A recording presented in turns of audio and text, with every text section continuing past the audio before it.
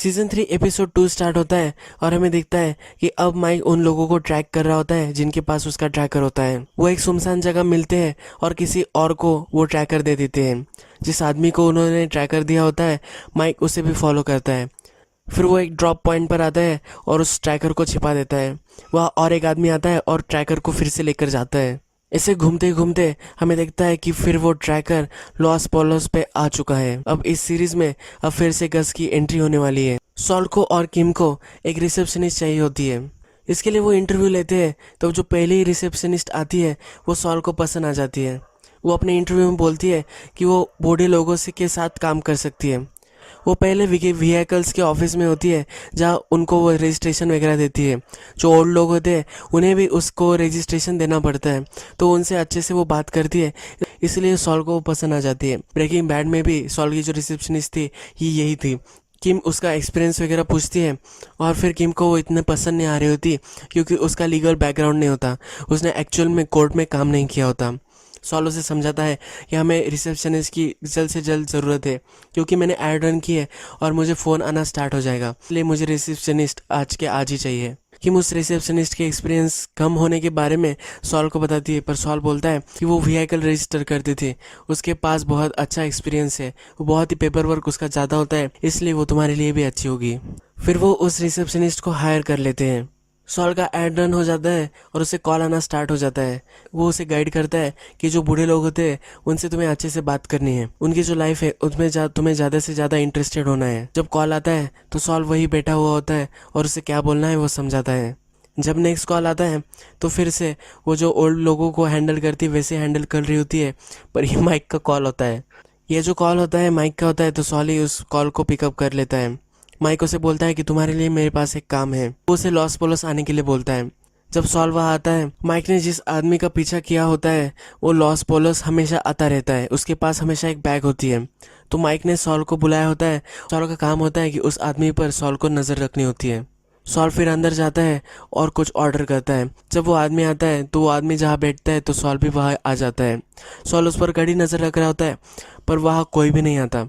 हमें फिर दिखता है कि गस्ताव उसके पास आता है, वो क्लीनिंग कर रहा होता है, पर सॉल को एक कुछ भी अटपटा सा नहीं लगता। गस्ताव के साथ उस आदमी का बिजनेस यहाँ कंक्लूड हो जाता है और वो वहाँ से चला जाता है। सॉल फिर देखता है कि वो आदमी अपना खाना खाकर उसकी प्लेट डस्टबिन में डालता है। ये बहुत ही नॉर्मल होता है, पर फिर भी सॉल को लग रहा होता है कि इस डस्टबिन में उसने कुछ डाला है। तो सॉल फिर उस डस्टबिन में घुस जाता है और कुछ होगा यहाँ ये देख रहा होता है। फिर वहाँ गस आता है। गस उसे बोलता है कि कुछ प्रॉब्लम है। सॉल फिर अपनी वॉच वहाँ ड्रॉप कर देता है और बोलता है कि मेरी वॉच यहाँ गिर गई है। बस फिर उसे उसकी वॉच पिकअप करने के लिए मदद करता है। फिर माइक को सॉल आकर बताता है कि वहाँ वो किसी से भी नहीं मिला। माइक को ये इम्पॉसिबल लग रहा होता है और फिर भी माइक अपने कार में बैठकर नजर रख रहा होता है। उसका ट्रैकर अभी भी वही होता है। माइक को दिखता है कि अब उसका ट्रैकर फिर से मूव करने लगा है, तो माइक भी उसका पीछा करने लग जाता है। पानी से रहा नहीं जाता और सॉल के टेम्प के बारे में उसे किसी ना किसी को तो बताना होता है। फिर वो किम को कॉल करता है और बाहर आने के लिए बोलता है। उसके ऑफिस के बाहर वो आया हुआ होता है कि मुझसे पूछती कि क्या हुआ। अर्नी डरा होता है और अर्नी को लग रहा होता है कि उसका अब जॉब जाने वाला है। फिर वो उसे बोलता है कि चक के पास सॉल के खिलाफ एक एविडेंस है। किम बहुत ही गुस्सा हो जाती है और सॉल को ये सब कन्फ्रंट करती है। सॉल बोलता है कि मैंने उसको सब बोला था, पर मुझे पता नहीं था कि उसके पास एक टेप होगी। फिर किम रिसर्च करती है कि क्या उस टेप से सॉल का कुछ लीगली ट्रबल हो सकता है, पर वो जब रिसर्च करती है तो उसे पता चलता है कि उससे कुछ भी फर्क नहीं पड़ेगा। नेक्स्ट सीन में हमें दिखता है कि माइक उस गाड़ी का पीछा कर रहा होता है और उस ट्रैकर के पास जब वो आता है तो वो ट्रैकर रास्ते पे पड़ा हुआ होता है। वहाँ एक मोबाइल होता है। फिर वहाँ कॉल आता है। माइक फिर उस कॉल को उठाता है। चक से मिलने उसके घर पर हावर्ड आता है। चक ने उसको बोला हुआ होता है कि अपनी जो कार है वो बहुत ही दूर तुम्हें पार्क करनी है। चक ने अपने लिए एक प्राइवेट इन्वेस्टिगेटर भी हायर किया होता है। उसका प्लान होता है कि जब सॉल वहाँ आएगा उस टेप को चुराने की कोशिश करेगा, तभी प्राइवेट इन्वेस्टिगेटर वहाँ होगा और उसे पकड़ लेगा। पास फिर विटनेस होगा और सॉल फिर ट्रबल में आ सकता है। हावर्ड उसे समझाने की कोशिश करता है कि ये जो तुम कर रहे हो ये उसे गलत लग रहा होता है। वो उसे बोलता है कि अगर सॉल आया भी नहीं तो क्या होगा, और जो इन्वेस्टिगेटर्स की कॉस्ट है ये बहुत ही ज़्यादा हो रही है। हावर्ड उसे बोलता है कि हमें अल्टरनेट स्ट्रैटेजी ढूंढनी चाहिए। चक ने सॉल की टेप बनाई, इसलिए सॉल को बहुत ही गुस्सा आया हुआ होता है और वो चक के घर आ जाता है। वो ज़ोर से दरवाज़ा खटखटाता है। चक उसका दरवाज़ा नहीं खोल रहा होता तो वो दरवाज़ा तोड़ देता है।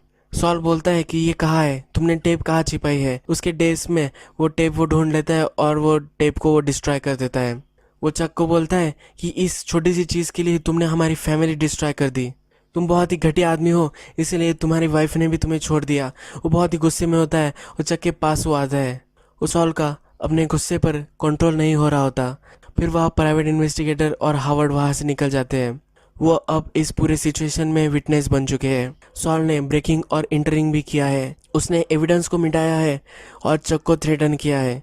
ये अब सीरियस चार्जेस उस पर लग सकते हैं। यही एपिसोड खत्म हो जाता है।